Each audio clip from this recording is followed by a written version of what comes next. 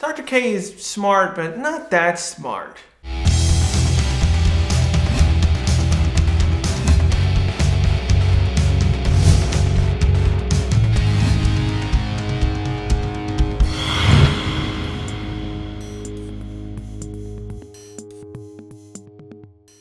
Hi everyone and welcome to another Ranger Rant episode. Of course, everyone knows I'm Archer9234. Today I'll be discussing an episode from Power Rangers RPM titled The Dome Dolls. Now this episode is using footage from episode 30 of Go-onger, but mainly only the main footage was at the end and the Megazord footage from Go-onger. Other than that, the episode does not follow any main story plot from the Go-onger episode itself. Now the episode begins with us wandering robot monster walking through the desert. We don't know who he is. He's just simply heading off in the desert. We don't know where he's going. After a while, the monster eventually arrives at the Vengeance Lair, and he goes into the Vengeance Lair while Tenaya 7 is creating this new bot. As this is going on, we're intercutting between the Rangers. We find out that Dylan's car is not working properly, and Flynn is fiddling with it since he's the main mechanic, and all of a sudden, the oil simply splatters in his face, and everyone's like, ha ha ha, and then Summer walks in, and it basically gives an explanation of what's going on.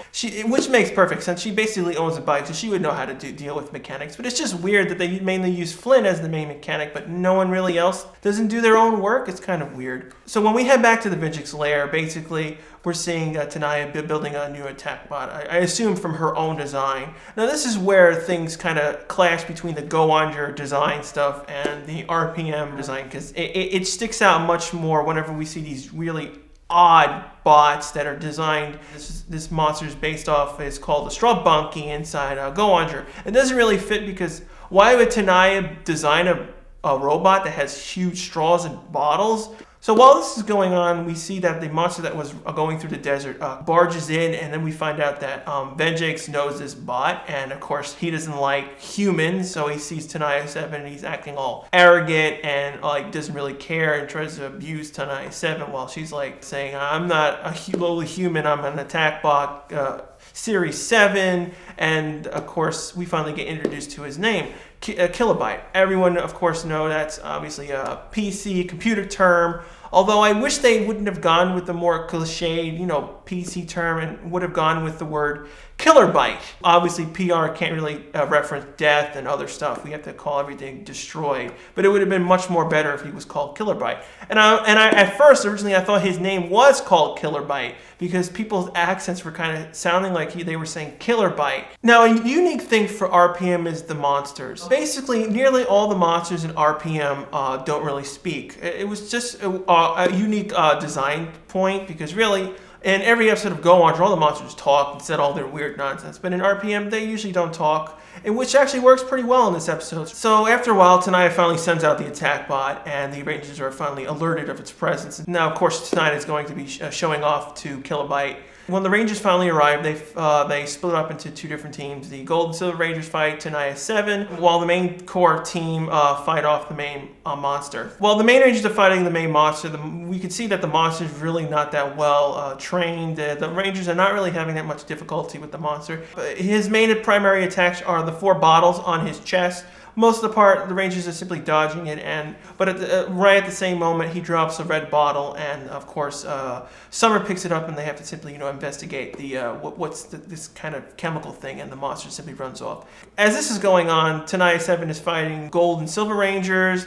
They're not really having that much difficulty. They do defeat all the Crybots and stuff, and eventually Tenaya 7 simply retreats, ending the main fight while the Rangers return to the main base. Now here comes the problem with this episode. Obviously this was a main ruse because Tenaya 7 gave up way too easily, and the attack bot same thing, but their main plan was to infiltrate the dome obviously. While the attack bot is on the loose inside the city, he eventually finds an air duct that has, that's probably part of the main ventilation system of the dome. Obviously everything is connected to one centralized area because this is a biodome, it has to be all centralized.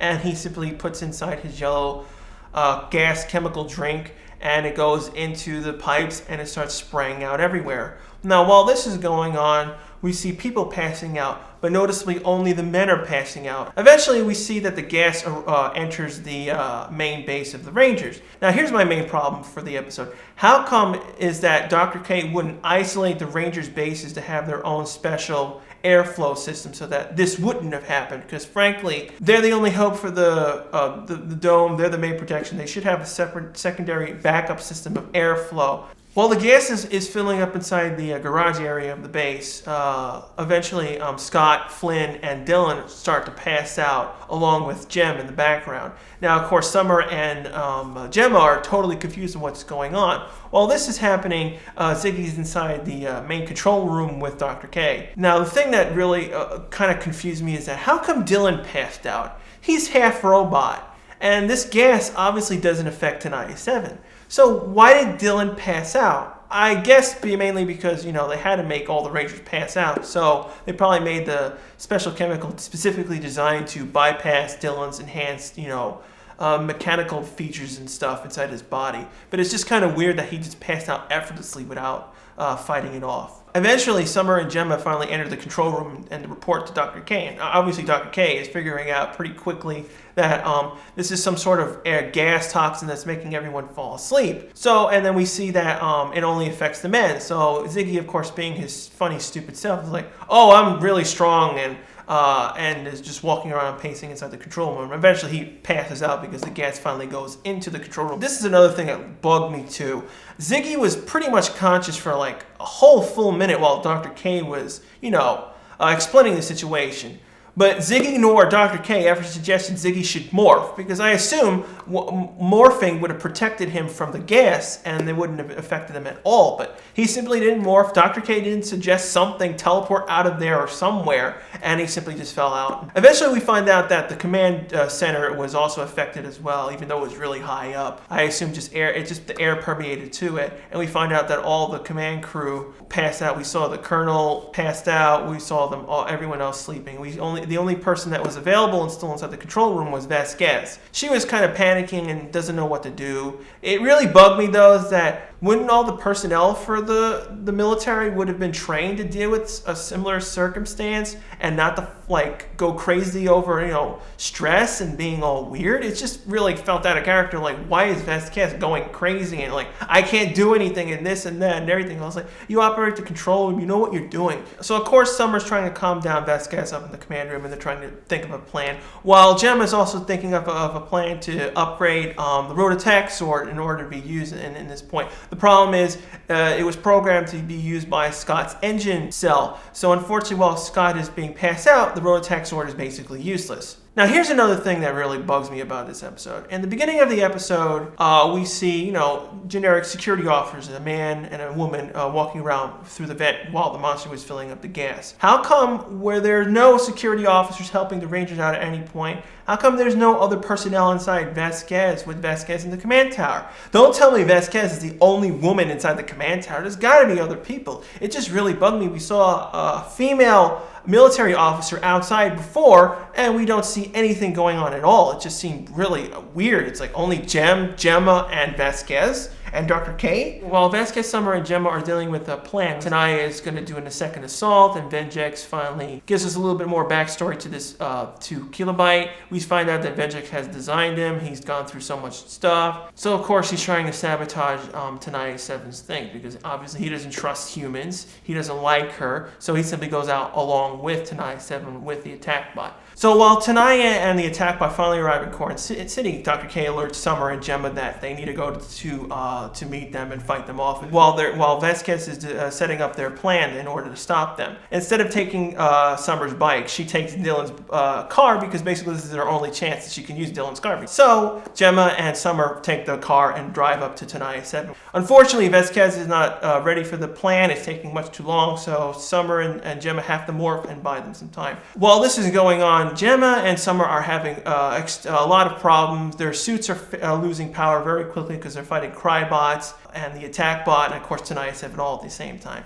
Now the thing here that kind of bugs me is the power usage. Now in RPM, there's a power limit on all the suits. Obviously I don't understand why, but I guess there's a limitation between the connection to the morphing grid and the suits, so there's only a certain time limit.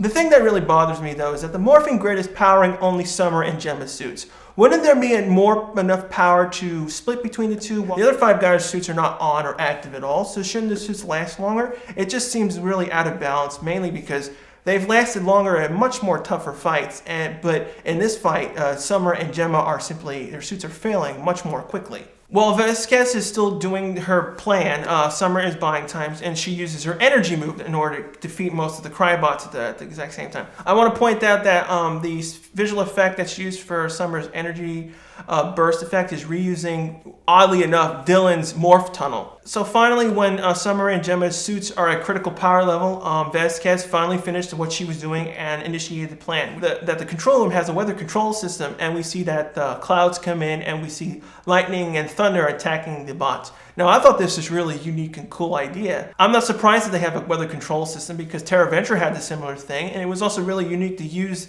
It was a shame, though, that they never actually used this in any other plan. It could have been really useful in later episodes. Unfortunately, when Vasquez was using the tornadoes to fight off the Crybots, it ripped off Dylan's car's hood and destroyed it.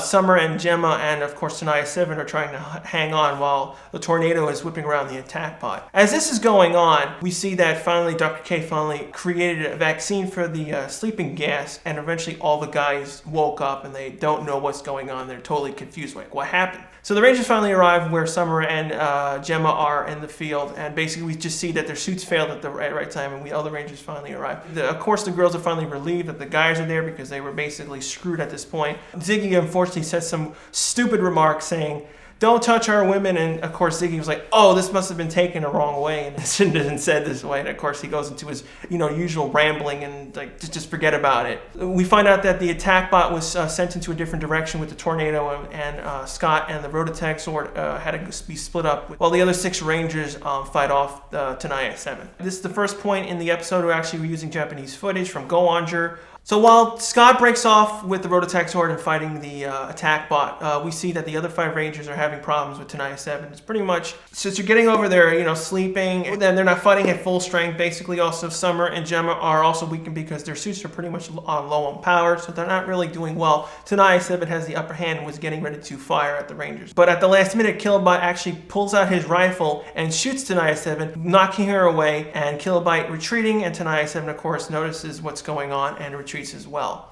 After this goes on, we see that Scott and the Rototech Sword finally defeat the attack bot, and of course Vegek orders it to bro, and of course we see the Megazord fight. It was really a straightforward fight. It was basically the Valve Max Megazord and of course the Gold and Silver Rangers Megazord fighting the monster. It was really quick. The thing that really kind of confused everyone is that, well, Scott defeated the monster, so why wasn't he in the main fight? But it was only Flynn and Summer fighting with the monster individually, so we never actually saw the high-octane Megazord in the main fight. At the end of the episode, we find out that Tenaya 7 actually knows what's going on with Kilobyte, and she knows that he's trying to sabotage her with Vegek, so she's trying to devise a plan in order to stop him. And we go back to the main headquarters of the Rangers, and we find out that Dylan finds out that the tornado has ripped off the roof, and Dylan is like, "What happened to my engine cover?" And of course the girls were like, "Well, we had to use it. It was an emergency." And of course, Flynn walks in and we found it, and it's all crumpled up. And of course Dylan is all pissed off and mad. It's like,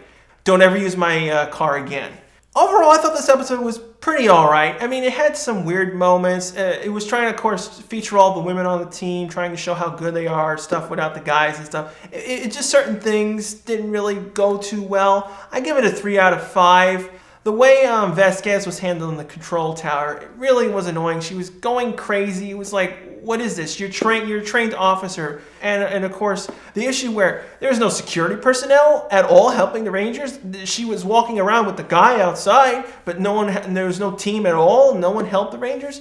And of course, the episode, while focusing mainly on Summer, it kind of ignored Gemma. She was the other lady on the team, but really she didn't do much in the episode and only pretty much just reprogrammed the Rototech Sword to use Scott's cell. What do you guys personally think about this episode? Did you like it that we got another Summer / Gemma episode featuring them mainly, and we saw all these unique things about like how the control systems in the Corinth works? Did you hate it because it only featured the girls and the guys were pretty much ignored, or it just showed that the girls basically only were good when the guys were out of the picture? What do you guys personally think? Of course, leave your comments below.